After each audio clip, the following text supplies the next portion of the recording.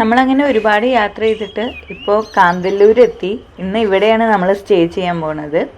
ഈ റിസോർട്ടിൻ്റെ പേര് ദേശാടൻ റിസോർട്ടാണ്. നല്ല അടിപൊളി ലൊക്കേഷനാണ്. കണ്ടു, മലകളും ഒക്കെ ആയിട്ട് ചുറ്റും മലകളുള്ള ഒരു പ്രദേശമാണ് കേട്ടോ. പിന്നെ ഞങ്ങളിങ്ങോട്ട് എത്തുന്നതിൻ്റെ മുന്നേ ആയിട്ട് നല്ല മഴ പെയ്തിരുന്നു. അപ്പോൾ ചെറിയ തണുപ്പും ഒക്കെ ഉണ്ട്. ഈ കാണുന്നതാണ് റിസപ്ഷൻ. പിന്നെ ഈ ഭാഗത്തൊക്കെ കാണുന്നത് ഇവരുടെ റൂമുകളൊക്കെയാണ്. അപ്പോൾ നമ്മളിന്ന് ഇവിടെ ഒരു സ്റ്റാൻഡേർഡ് റൂമാണ് ബുക്ക് ചെയ്തിട്ടുള്ളത്. അപ്പോൾ ഇതൊക്കെയാണ് സ്റ്റാൻഡേർഡ് റൂമുള്ളത്. അതിന് എന്തോ ബാൽക്കണി വ്യൂ ഉണ്ട്. പിന്നെ ഉള്ളത് ഇവിടെ ഒരു പ്രൈവറ്റ് റൂമുണ്ട്. പിന്നെ അതേപോലെ തന്നെ ഒരു ബാത്ത് ടബിൻ്റെ റൂമുണ്ട്. അങ്ങനെ ഒരു 5 ഫാമിലിക്കൊക്കെ നിൽക്കാവുന്ന അത്രേ ഉള്ളൂ കേട്ടോ. എന്നാലും നല്ല ലൊക്കേഷൻ, എന്തൊരു രസമാണ് കാണാൻ. പിന്നെ അതേപോലെ തന്നെ നല്ല തണുപ്പും നല്ലൊരു അന്തരീക്ഷമാണ് കേട്ടോ ഇവിടെ ഉള്ളത്. ഈ കാന്തല്ലൂർക്ക് എത്തുമ്പോൾ തന്നെ നമുക്ക് ആ ഒരു ക്ലൈമറ്റ് ചേഞ്ച് നന്നായിട്ട് അറിയാൻ പറ്റുന്നുണ്ട്. പിന്നെ ഈ റിസോർട്ടിൻ്റെ പ്രത്യേകത എന്താണെന്ന് വെച്ചാൽ ഇവിടെയുള്ള എല്ലാ റൂമും മഡ് ഹൗസ് തന്നെ കേട്ടോ.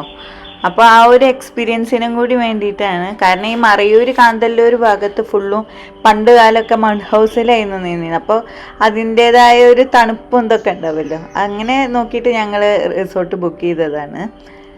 നല്ലതാട്ടോ. നമുക്കിനി കയറി വെക്കാം. ചെക്കിങ് പ്രോസസ്സൊക്കെ നല്ല എളുപ്പമായിരുന്നു. പിന്നെ ആകെ കൂടി ഒരു ചേട്ടനോ 2 ചേട്ടനൊക്കെ ഉള്ളൂ ഇവിടെ. 5 ഇതല്ലേ ഉള്ളൂ. നമ്മൾ കയറി വരുമ്പോൾ ആദ്യം നമുക്കിവിടെ ഒരു ലഗേജ് വെക്കാനുള്ള സ്പേസ്, അതേപോലെ തന്നെ ഒരു മരത്തിൻ്റെ ഷെൽഫൊക്കെയാണ് കാണുന്നത്. പിന്നെ ഇതാണ് നമ്മളുടെ മഡ് ഹൗസ്. നല്ല ഭംഗിയുണ്ട് കേട്ടോ. നല്ല കൂളിംഗ് എഫക്റ്റാണ് ഇതിൻ്റെ ഉള്ളിൽ. കയറിയപ്പോൾ തന്നെ നമുക്കത് ഫീൽ ചെയ്യാൻ പറ്റും. പിന്നെ താഴെയൊക്കെ ചാന്തിട്ടിക്കുകയാണ്. പിന്നെ ഈ കാണുന്ന ഇതൊക്കെ മഡായിട്ട് തന്നെ ഉണ്ടാക്കിയിട്ടുള്ളതാണ്. അപ്പോൾ അത് അവരിപ്പോൾ പുട്ടി അടിച്ചിരിക്കുകയാണ്. വൈറ്റ് പുട്ടി മാത്രമേ ചെറിയ കോട്ടിങ് കൊടുത്തിട്ടുള്ളത്. പിന്നെ ഒരു നാച്ചുറൽ ലുക്കും കഴിഞ്ഞ് ഇവിടെ കട്ടിലും അതേപോലെ ഇൻറ്റീരിയർ ഫുള്ളും മരം കൊണ്ടാണ് ചെയ്തിട്ടുള്ളത്. ഇനി ഈ റൂമിനാണ് ഞാൻ പറഞ്ഞത് ബാൽക്കണി ഉണ്ടെന്ന്. ഇതാണ് നമ്മളെ ബാൽക്കണി. അപ്പോൾ ബാൽക്കണിയിൽ നിന്നുള്ള വ്യൂ ആണിത്. ഇവിടെ ലൈറ്റൊക്കെ ഇട്ട് തുടങ്ങിയിട്ടോ. നല്ല മഴയൊക്കെ പെയ്ത് പോയതുകൊണ്ട് ഇവിടെ നിന്ന് നോക്കാൻ നല്ല ഭംഗിയുണ്ട് കാണാൻ. മനസ്സിലേ, ഇത് നല്ല കാം ആൻഡ് ക്വയറ്റ് ആയിട്ടുള്ള സ്ഥലമാണ്.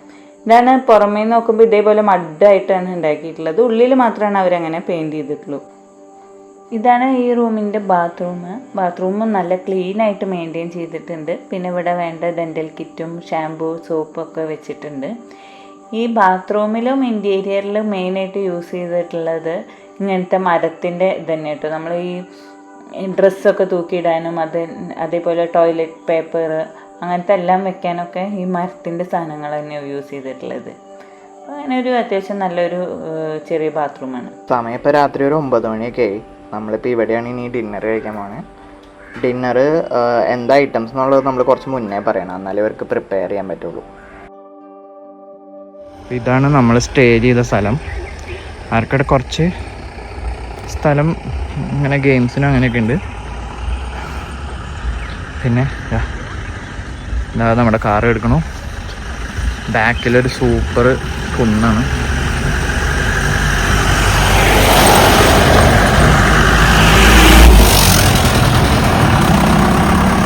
ജീപ്സാണ് കേട്ടോ ഇവിടുത്തെ മെയിൻ മോഡ് ഓഫ് ട്രാൻസ്പോർട്ട്. നമ്മുടെ കാറിലൊക്കെ വന്നു കഴിഞ്ഞാൽ ഒരു രക്ഷയില്ല. ഫുൾ പൊട്ടിപ്പൊളിഞ്ഞ റോഡാണ്. പിന്നെ കുന്നും മലയും. എന്നാലും ഒരു വില്ലേജിൻ്റെ ഒക്കെ ഒരു ഇതിൽ നമുക്ക് നിൽക്കാനൊക്കെ പറ്റും കേട്ടോ ഇവിടെ. ആ ഒരു രസമുണ്ട്. പിന്നെ ഇവിടുത്തെ സർവീസും നല്ല സർവീസ് തന്നെയാണ്. പിന്നെ ഇവിടുന്ന് തന്നെ എന്തോ ജീപ്പ് സർവീസ് ഉണ്ട് അടുത്തുള്ള സ്ഥലങ്ങളൊക്കെ കാണാൻ വേണ്ടിയിട്ട്. അപ്പോൾ ആ പാക്കേജ് എടുക്കണമെങ്കിൽ അതും ചെയ്യാം. അപ്പോൾ നമ്മളുടെ റിസോർട്ടിൽ നിന്ന് നേരെ ഒരു വഴിയുണ്ട്. ഇത് ഏറ്റവും അവസാന ഭാഗം കേട്ടോ. അപ്പോൾ ഇനി അങ്ങോട്ട് നിറയെ കാടും ഇതൊക്കെ. അപ്പോൾ അത് കഴിഞ്ഞിട്ട് ഒരു ചെറിയ വില്ലേജ് ഉണ്ടെന്നാണ് പറഞ്ഞത്. അവിടെ കുറേ കൾട്ടിവേഷനും പിന്നെ എപ്പോഴും പഴയ ബാർട്ടർ സിസ്റ്റം ഒക്കെ ഉള്ള ഷോപ്പൊക്കെ ഉണ്ടെന്ന്. അപ്പം അങ്ങോട്ട് പോയി വെക്കുകയാണ് നമ്മളിപ്പോൾ. ഇതാ ഇവിടെ കുറച്ചങ്ങോട്ട് നടന്നപ്പോൾ ഇവിടെ ഒരു അമ്പലം കണ്ടു.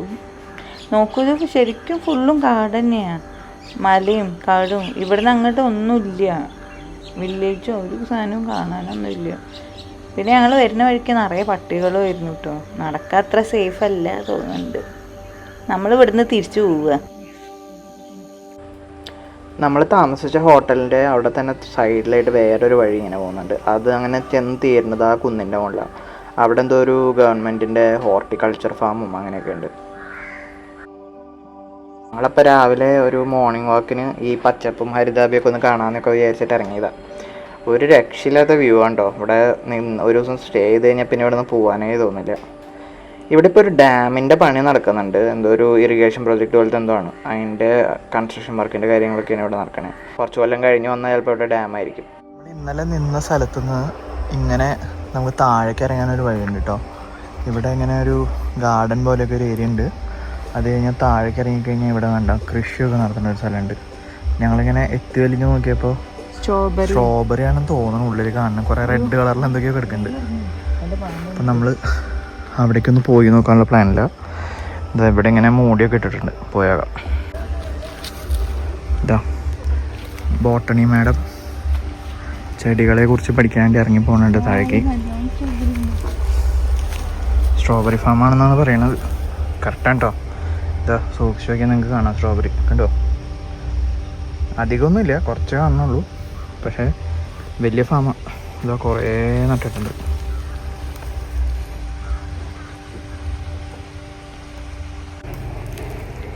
ഇതാ സ്ട്രോബെറി നേരിട്ട് കാണേണ്ടവർ നേരിട്ട് കണ്ടോളൂ.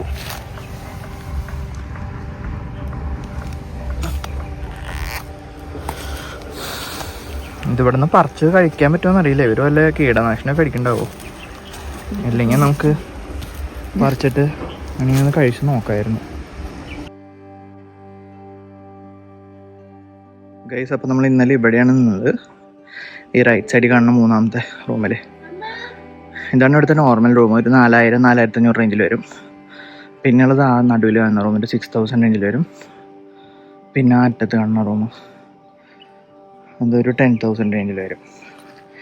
വ്യൂസൊക്കെ സെയിം തന്നെയാണ്, എല്ലാം മൗണ്ടൻ വ്യൂ ആണ്. പിന്നെ നമുക്ക് ആക്സസ് ചെയ്യാവുന്നതൊക്കെ സെയിം ആണ്. പക്ഷേ ഡിഫറൻസ് എന്ന് പറഞ്ഞു കഴിഞ്ഞാൽ റൂംസിൻ്റെ സൈസിൽ കുറച്ച് ഡിഫറൻസ് ഉണ്ട്. പിന്നെ ജക്കൂസി അങ്ങനത്തെ ഓപ്ഷൻസ് ഒക്കെ ഉണ്ട്. പക്ഷെ നമുക്കിപ്പോൾ അതൊന്നും വേണ്ട തോന്നി, അപ്പോൾ പിന്നെ എടുത്തില്ല. പിന്നെ അവിടെ പുറത്തേക്ക് ഇറങ്ങിക്കഴിഞ്ഞാൽ അത് ഓറഞ്ചിൻ്റെ ഒക്കെ മരങ്ങളുണ്ട്, ചുറ്റും കാടാണ്. പിന്നെ അതാ ഇവിടെ ഇവർ ഇതിനെയൊക്കെ വളർത്തുന്നുണ്ട്, മുയലുകളെയൊക്കെ. നമുക്കിനി അവിടെ ഒന്ന് പോയി നോക്കാം. ചോദിക്കാനും പറയാനൊക്കെ ഭയങ്കര ധൈര്യം, പക്ഷെ തൊടില്ല.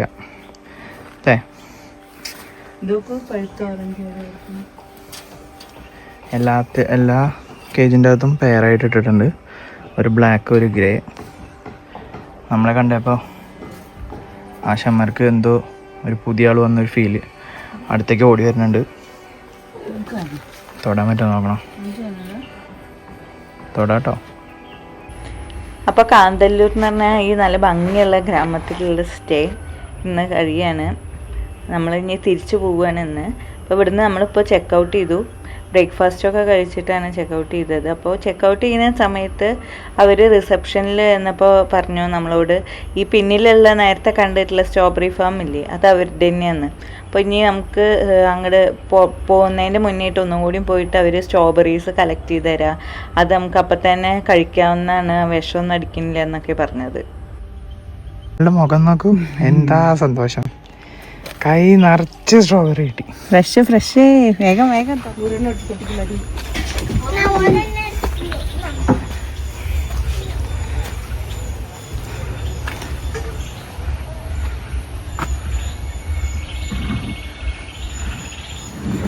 കുറച്ച് റിസ്കി ആയിട്ടുള്ള ഏരിയ ആണ്.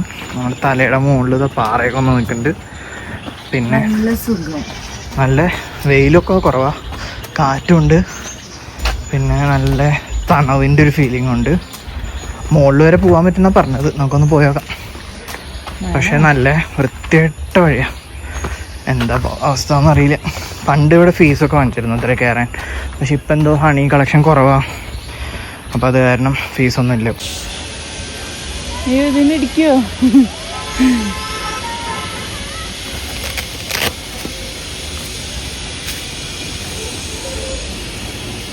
നമ്മളിപ്പോൾ എൻ്റെ താഴെ എത്തി ഗൈസ്. ഹണി അങ്ങനെ ഇല്ല എന്നൊന്നും പറയാൻ പറ്റില്ല, ഉണ്ട് അത്യാവശ്യത്തിനൊക്കെ. കണ്ടോ കുറേ ഇങ്ങനെ തൂങ്ങി കിടക്കണുണ്ടോ?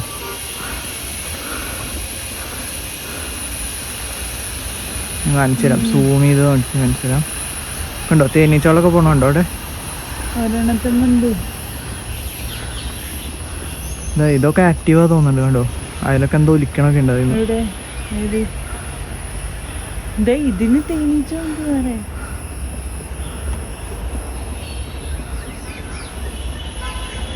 അധികം നേരം ഇവിടെ നിൽക്കണ സേഫ് അല്ലാന്ന് തോന്നണം. അവർ കൂടാണ്ട് ഇളകി കഴിഞ്ഞാൽ. അപ്പോൾ ഇനി ഒരു 2 കിലോമീറ്റർ അവിടുന്ന് ഹണി റോക്കിൻ്റെ അവിടുന്ന് കുറച്ചും കൂടി മുന്നോട്ട് പോയി കഴിഞ്ഞ് കഴിഞ്ഞാൽ നമ്മളെ നെക്സ്റ്റ് വ്യൂ പോയിന്റ് എന്ന് പറയുന്നത് ഭ്രമരം വ്യൂ പോയിന്റ് ആണ്. അപ്പം അങ്ങോട്ട് പോണ വഴി കേട്ടോ, നല്ല തല്ലിപ്പൊളി റോഡാ. ഈ വഴിക്ക് ജീപ്പ് എടുക്കുക തന്നെ നല്ലത്. ഇവിടെ കൂടുതൽ ജീപ്പ് സർവീസ് തന്നെ. ഞങ്ങളുടെ ഓപ്പോസിറ്റും നന്നായിട്ട് ജീപ്പ് വരുന്നുണ്ട്. അപ്പോൾ ഇങ്ങോട്ടൊക്കെ കാണാൻ വരുന്നവർ ജീപ്പ് സർവീസ് എടുക്കുകയാണ് നല്ലത്. 2 പേരൊക്കെ ആകുമ്പോൾ വേറെ ആൾക്കാരും കൂടി കൂട്ടത്തിൽ ഉണ്ടെങ്കിലാണ് നമുക്ക് ലാഭമായിട്ടുള്ളൂ. ഞങ്ങൾ കുഴപ്പമില്ല പോവെന്ന് പറഞ്ഞുകൊണ്ടാണ് ഇപ്പോൾ ഈ ഒരു കാറിൽ പോവാന്ന് വിചാരിച്ചത്.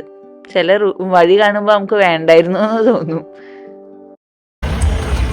നമ്മളങ്ങനെ ഭ്രമരം വ്യൂ പോയിന്റ് എത്തി കേട്ടോ. ശരിക്കും ഒരു വാലിയാണ്. ഒരു മലയുടെ മുകളിൽ കാറ് പാർക്ക് ചെയ്ത് നമ്മൾ അവിടെ നിന്ന് നടന്നിറങ്ങി താഴേക്ക് പോന്നു. ജീപ്പിലും വരാം, അങ്ങനെ ഒരു ഓപ്ഷൻ ഉണ്ട്. ഈ വാലിയിൽ നിന്ന് നോക്കിക്കഴിഞ്ഞാൽ എല്ലാ ഡയറക്ഷനിലും മലകളാണ് കണ്ടോ. നല്ല കിഡു വ്യൂ ആണ്. നമ്മളിപ്പോൾ നട്ടുച്ചയ്ക്ക് വന്നേക്കണം, അത് തന്നെ ഇങ്ങനെയൊക്കെ കാണാൻ പറ്റും. എനിക്ക് തോന്നുന്നു രാവിലെയും ഈവനിങ് ഒക്കെ വന്നു കഴിഞ്ഞ് കഴിഞ്ഞാൽ ഫുള്ള് ഫോഗായിരിക്കും ഏരിയയിൽ. ഇവിടെ നിറയെ ജീപ്പ് എടുക്കുന്നുണ്ട് കേട്ടോ. നല്ല എന്താ പറയുക, ആൾക്കാരൊക്കെ ഉള്ളൊരു ഏരിയയാണ്, ടൂറിസ്റ്റ് സ്പോട്ട്. നല്ല വ്യൂ ആണ്. മെയിൻ ഇതാണ് കുടിൽ വ്യവസായമാണ്.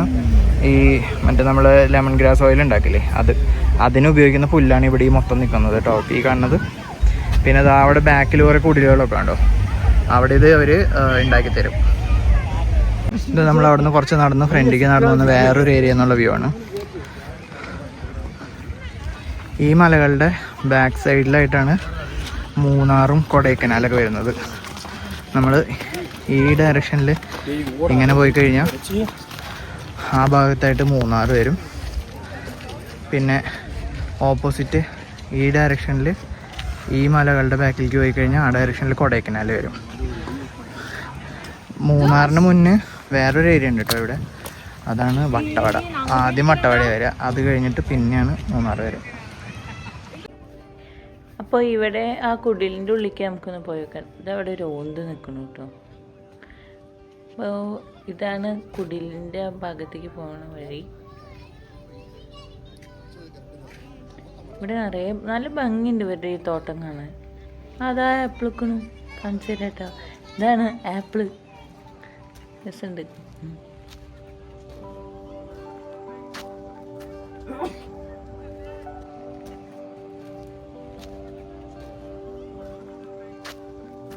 ഇതെങ്ങനെ ഉണ്ടാക്കണത്? ഈ ഫ്രണ്ടിൽ നിൽക്കുന്ന പുല്ലാണോ? അതെ, ആ പുല്ല് കാണുന്നില്ലേ? ആ പുല്ല് മൊത്തം തൈലത്തിന്റെ പുല്ലാണത്. എന്നിട്ടത് ഇങ്ങനെ ചൂടാക്കിയിട്ട് ഓക്കെ തൈലാക്കും. ആദ്യം പുല്ല് മുറിച്ച് ഇവിടെ ഷെട്ടിലാക്കി വെച്ചിട്ട് ഇവിടെ ഒരു അളവുണ്ട്, ഒരു 3 അടി ഭാഗം നമ്മൾ വെള്ളം ഒഴിച്ചിട്ട് എന്നിട്ട് തീ കത്തിച്ചിട്ട് വെള്ളം ചൂടാക്കി തിളപ്പിക്കണം. എന്നിട്ട് നല്ലവണ്ണം ടൈറ്റ് പുല്ലാക്കി വെച്ചിട്ട് ഇതുപോലെ ഈ അടപ്പ് ഇങ്ങനെ അടച്ചു വെച്ചിട്ട് ഒരു 2.5 മണിക്കൂർ തീയിട്ട് വർക്ക് ചെയ്യുമ്പോൾ അവിടെ നീരവിയായിട്ട് താഴെ പോകും. ചുറ്റി പുറത്തോടെ പാത്രം കൊണ്ട് അവിടെ തേച്ച് തരും.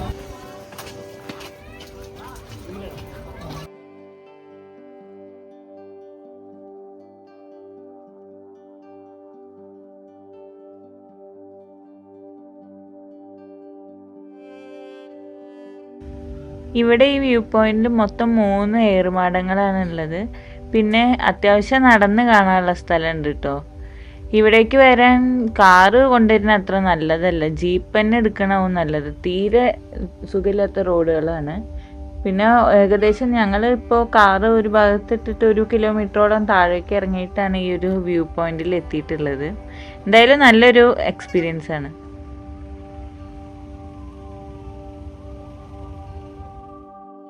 അങ്ങനെ വ്യൂ പോയിന്റ് ഒക്കെ കണ്ടിട്ട് ഇപ്പം നമ്മൾ വന്നിട്ടുള്ളത് ഒരു പ്ലാന്റേഷൻ വിസിറ്റിനാണ്. ഇവിടെ കാന്തല്ലൂർ ഫ്രൂട്ട്സിൻ്റെ ഒക്കെ ബെസ്റ്റ് സ്ഥലമാണല്ലോ, അപ്പോൾ ഒരു തോട്ടെങ്കിലും കാണുന്നുണ്ട് നമുക്ക്. അപ്പോൾ ഇതിൻ്റെ അടുത്ത് തന്നെ ഞങ്ങൾ അന്വേഷിച്ചപ്പോൾ ഇതായിരുന്നു ഏറ്റവും നല്ലൊരു പ്ലാന്റേഷൻ എന്ന് പറയുന്നത്. എന്താ ബാബു ചേട്ടൻ്റെ ഫാം എന്ന് ചോദിച്ചാൽ മതി എന്ന് പറഞ്ഞത്. അപ്പോൾ അങ്ങനെ അന്വേഷിച്ച് വന്നപ്പോൾ ഇത് അത്യാവശ്യം വലിയൊരു ഫ്രൂട്ട് ഫാം തന്നെ കേട്ടോ. നല്ല വെറൈറ്റി ഫ്രൂട്ട്സ് ഒക്കെ കാണാൻ പറ്റും. ഇപ്പോൾ സീസൺ ആണെങ്കിൽ അവർ തന്നെ അത് ഇവിടുന്ന് ഹാർവെസ്റ്റ് ചെയ്തിട്ട് വിൽക്കുന്നുണ്ട്. അപ്പോൾ ഇവിടെ നമുക്ക് കാണാത്ത കുറേ ഫ്രൂട്ട്സ് ഒക്കെ കാണാൻ പറ്റും കേട്ടോ. ഇവിടെ പറഞ്ഞുതരാൻ വന്ന ചേച്ചിയുടെ അടുത്ത് നമ്മൾ അന്വേഷിച്ചപ്പോൾ അവർ പറഞ്ഞത് ജൂലൈ ഓഗസ്റ്റ് മാസങ്ങളിലൊക്കെയാണ് ഇവിടുത്തെ സീസൺ എന്ന് പറഞ്ഞത്. പിന്നെ അല്ലെങ്കിൽ തണുപ്പ് കാലത്ത് വന്നാൽ ഈ ആപ്പിൾ അങ്ങനത്തെ ഐറ്റംസ് ഒക്കെ ഉണ്ടാവും.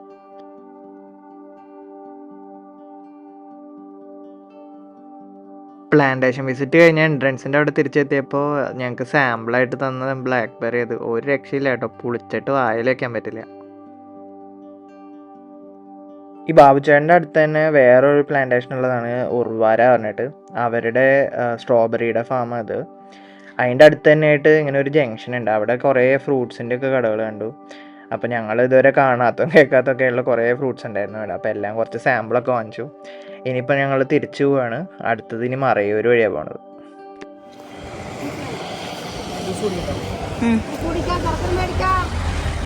അപ്പോൾ മറയൂർ എത്തിയപ്പോൾ ഞങ്ങളിതാ കരിമ്പിൻ്റെ ജ്യൂസ് കുടിക്കുകയാണ്. ഇതിൻ്റെ പിന്നിൽ തന്നെ ഇവിടെ ശർക്കര ഉണ്ടാക്കുന്ന സ്ഥലമുണ്ട്.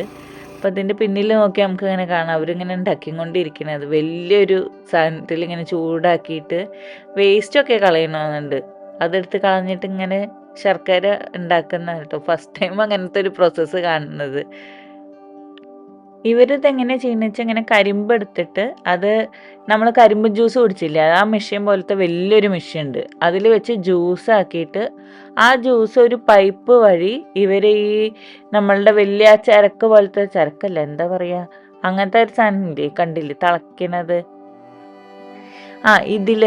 ഇതിലേക്ക് വന്നിട്ട് അതിങ്ങനെ വീഴും.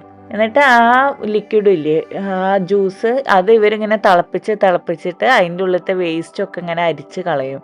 എന്നിട്ട് അങ്ങനെ നല്ല പാകമായി കഴിഞ്ഞ് കഴിഞ്ഞാൽ അവരത് ഒരു ദിവസം ഇങ്ങനെ ഉണങ്ങാനല്ല തണുക്കാൻ വേണ്ടിയിട്ട് ഇടും.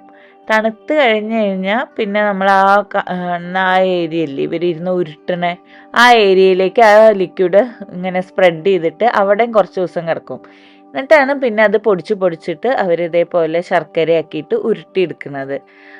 അപ്പോൾ ഇവിടെ 2 ടൈപ്പ് ശർക്കരയാണ് ഉള്ളത്. ഒന്നിങ്ങനെ നോർമൽ ടൈപ്പും പിന്നെ അവർ ഇതിൽ തന്നെ കുറച്ച് ഇൻഗ്രീഡിയൻസ് ആയിട്ടുള്ള ചുക്ക്, ജീരകം അതൊക്കെ ചേർത്തിട്ടുള്ളതും ഉണ്ട്. ഇതിൻ്റെ ഷെൽഫ് ലൈഫ് പറയുന്നത് 1 year വരെയൊക്കെ ഇരിക്കും എന്നാണ് പറയുന്നത്. അപ്പോൾ നമ്മൾ ഇവിടുന്ന് കുറച്ച് ശർക്കരയൊക്കെ ഇത് ഫേമസ് ആണല്ലോ, നല്ല ടേസ്റ്റും ഉണ്ട്, ഫ്രഷ് ആയിട്ടുള്ളതാ. അപ്പോൾ അതിങ്ങനെ മേടിച്ചിട്ടുണ്ട്. നല്ല രസം വരെ ഉരുട്ടിയിരുന്നത് കാണാൻ. അത്യാവശ്യം ചൂടുണ്ട് തോന്നുന്നുണ്ട് കേട്ടോ. ഇതിൻ്റെ അടുത്ത് നിൽക്കുമ്പോഴേ നമുക്ക് ആ ഒരു ചൂട് അറിയാൻ പറ്റും. സ്ഥലമാണ് കേട്ടോ. ഈ ചില റീൽസിലും യൂട്യൂബ് ഷോർട്സിലും കണ്ടിട്ടില്ലേ നമ്മുടെ KSRTC ബസ് ഇങ്ങനെ ഒരു വളവ് തിരിഞ്ഞ് വരുന്നത്, മറയൂർ അതേപോലെ കാന്തല്ലൂർ എന്നൊക്കെ പറഞ്ഞുള്ള വീഡിയോസിൽ, അത് ഈ ബാക്ക്ഗ്രൗണ്ടിലാണ്. ഈ കട കണ്ടുപിടിക്കാൻ എളുപ്പമാണ്. ഈ പരിസരത്ത് എത്തിക്കഴിഞ്ഞാൽ ഇങ്ങനെ കുന്നുപോലെ ഈ കരിമ്പിൻ്റെ ചണ്ടി ഇങ്ങനെ കൂട്ടിയിട്ടേക്കണ കാണാം. നമ്മളിപ്പോൾ കാറ് പാർക്ക് ചെയ്യണതിൻ്റെ സൈഡിലാണ്. അപ്പോൾ ഇതാണ് ഇവിടുത്തെ ഒരു എന്താ പറയുക നിയറസ്റ്റ് പോയിന്റ് കണ്ടുപിടിക്കാൻ എളുപ്പത്തിന്. അങ്ങനെ നമ്മൾ മറയൂരും കാന്തല്ലൂരും ഒക്കെ കണ്ടിട്ട് തിരിച്ച് വീട്ടിൽ പോവാണ്. ഇപ്പോൾ നമ്മൾ പോണ വഴി ഏതാ വെച്ചാൽ ചിന്നാർ വൈൽഡ് ലൈഫ് സാങ്ച്വറി വഴിയാണ് പോകുന്നത്. ഈ ഭാഗത്തേക്ക് നമുക്ക് മുന്നേ നമ്മൾ കാന്തല്ലൂർ ഇന്നില്ലേ ദേശാടൻ റിസോർട്ട്, അവിടുന്ന് ഒരു നൈറ്റ് സഫാരി പാക്കേജ് ഉണ്ടായിരുന്നു കേട്ടോ. നമ്മൾ സെലക്ട് ചെയ്യാഞ്ഞിട്ടാണ്. അത് എങ്ങനെയെന്ന് വെച്ചാൽ രാത്രി ജീപ്പിൽ ഈ റൂട്ടിന് കൊണ്ടുപോകും. അപ്പോൾ കുറേ അനിമൽസിനെയൊക്കെ സ്പോട്ട് ചെയ്യാമെന്നാണ് പറഞ്ഞിരുന്നത്. അത് ഒരു ജീപ്പിന് 4000 രൂപയൊക്കെയാണ് വരുന്നത്. അപ്പം നമ്മൾ 2 പേരായിട്ട് പോകുമ്പോൾ കുറച്ച് നഷ്ടമല്ലേ. പിന്നെ നമ്മൾ തിരിച്ച് ഈ റൂട്ടിൽ തന്നെ പ്ലാൻ ചെയ്തിട്ടുണ്ടായിരുന്നു, അതുകൊണ്ട് സെലക്ട് ചെയ്യാത്ത. അപ്പോൾ അവിടെ നിൽക്കുന്നവർക്ക് ഇങ്ങനത്തെ ഒരു നൈറ്റ് സഫാരിയും എക്സ്പീരിയൻസ് ചെയ്യാൻ പറ്റും. അങ്ങനെ കാടിൻ്റെ ഉള്ളിൽ കൂടി ഇട്ടപ്പോൾ പോകണം. ചിലപ്പോൾ നമുക്ക് വല്ലതിനെയൊക്കെ കാണാൻ പറ്റും. പിന്നെ ഒരു കാര്യം കൂടി പറയാൻ മറന്നുപോയി. നമ്മൾ അവിടെ നിൽക്കുമ്പോൾ ഒരു ഗ്രാമത്തേക്ക് പോകാന്ന് പറഞ്ഞിട്ട് കുറച്ച് നടന്നു പോയില്ലേ, കുറേ വഴികളൊക്കെ കണ്ടിട്ട് ഒരു കാട് പോലത്തെ പ്രദേശം. അതൊക്കെ കണ്ടു കഴിഞ്ഞ് ഞങ്ങൾ തിരിച്ചു വന്നപ്പോഴാണ് അവർ പറയുന്നത് ഇന്നലെ നമ്മളവിടെ നിന്ന അന്ന് രാത്രി അവിടെ കൂടി ഒരു ആനക്കുട്ടി വന്നിരുന്നു എന്ന്. അവരുടെ CCTVയിൽ കിട്ടിയിട്ടുള്ളതായിരുന്നു. അപ്പം അതൊക്കെ ഞങ്ങൾക്ക് കാണിച്ചു തന്നു. അത് ഞങ്ങൾ ഷോർട്സ് ആയിട്ട് ഇടാം കേട്ടോ. ഇതിലിട്ട് കഴിഞ്ഞാൽ ക്ലാരിറ്റി കുറവാണ്. അപ്പം അതും അങ്ങനെ ഒരു ഇതും കൂടി ഉണ്ടായി. അത് അവിടെ അത്രയും അങ്ങനെ കുറേ ഉൾക്കാട് പോലത്തെ ഏരിയയാണ്. അതുകൊണ്ട് അവിടെ തന്നെ മൃഗങ്ങളെ സ്പോട്ട് ചെയ്യാൻ പറ്റുന്നുണ്ട്. നമ്മളിപ്പോൾ ഇത് മൂന്നാറിലേക്കുള്ള 2ാമത്തെ ട്രിപ്പാണ്. ഈ 2 ട്രിപ്പിലായിട്ട് നമ്മൾ മൂന്നാറിൽ ഒരു 2-3 ഏരിയാസ് കവർ ചെയ്തു. ഇനിയിപ്പോൾ കവർ ചെയ്യാൻ ബാക്കിയുള്ളതെന്ന് പറയുന്നത് സൂര്യനെല്ലി, അതേപോലെ മീശപ്പുലിമല, ആ ഏരിയയൊക്കെയാണ്. അപ്പോൾ അത് ട്രെക്കിങ്ങും കൂടി ഇൻവോൾവ് ആയിട്ടുള്ള സ്ഥലമായത് കാരണം തണുപ്പ് കാലത്ത് വരാമെന്നാണ് പ്ലാൻ ചെയ്യണേ. ചിലപ്പോൾ ഇക്കൊല്ലം തന്നെ ഒരു ട്രിപ്പും കൂടി പ്ലാൻ ചെയ്യാൻ ചാൻസ് ഉണ്ട്. അപ്പോൾ ഇതേപോലെ ഞങ്ങളുടെ യാത്രകളൊക്കെ ഇഷ്ടമാവുകയാണെങ്കിൽ ഞങ്ങളുടെ ഒപ്പം ഇതേപോലെ ഓരോ സ്ഥലങ്ങളിലേക്ക് യാത്ര ചെയ്യണമെങ്കിൽ ഞങ്ങളുടെ ചാനൽ സബ്സ്ക്രൈബ് ചെയ്യുക. വീഡിയോസ് ഇഷ്ടമാവുകയാണെങ്കിൽ നിങ്ങൾ നിങ്ങളുടെ ഫ്രണ്ട്സിനും അതേപോലെ റിലേറ്റീവ്സിനൊക്കെ ഷെയർ ചെയ്യുക, ഞങ്ങളെ സപ്പോർട്ട് ചെയ്യുക.